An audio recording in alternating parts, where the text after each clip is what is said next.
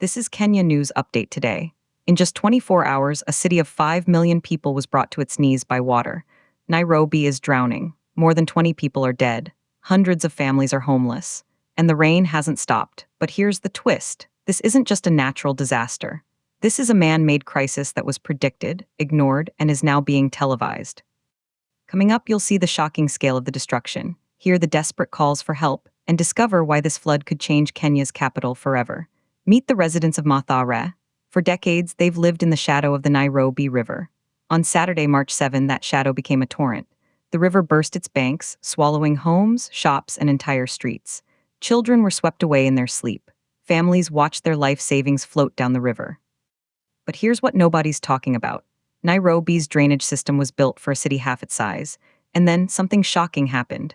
President William Ruto broke his silence. In a statement, he acknowledged the immense distress. He offered condolences. He promised action. But the people of Mathare and Kibera are asking, where was the action before the water came? Here's the part that will blow your mind. The government's own reports from 2020 warned that unplanned settlements and poor drainage would lead to catastrophic flooding. The warnings were ignored. The settlements grew. And now the bill has come due in human lives. The smell of mud and sewage fills the air. The sound of rushing water drowns out the city's usual chaos. For the displaced, there is no home to return to. Their property is gone. Their livelihoods are washed away. But here's the revelation. In his statement, President Ruto announced a multi-agency emergency response team. The Kenya Defense Forces are being deployed. Relief food from national reserves is being released. And victims in public hospitals won't pay a single shilling for treatment. This is a massive, coordinated rescue operation. The government is standing in solidarity, he said. They are acting swiftly to alleviate further suffering. But for the families mourning 20 loved ones, swift action feels like a cruel joke. The tension is palpable. On one hand, you have a government scrambling to respond. On the other, you have citizens who feel betrayed by years of neglect.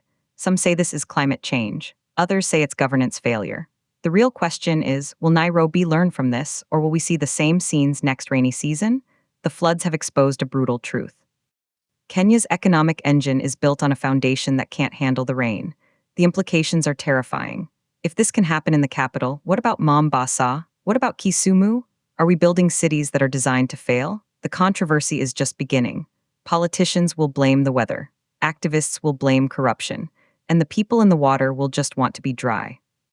But here's the unanswered question that keeps everyone awake. If the drainage was known to be inadequate, why was nothing done? Do you think this tragedy was preventable? Drop your take in the comments. Was it an act of God or a failure of man? Subscribe to Kenya News Update today for more breaking news that matters.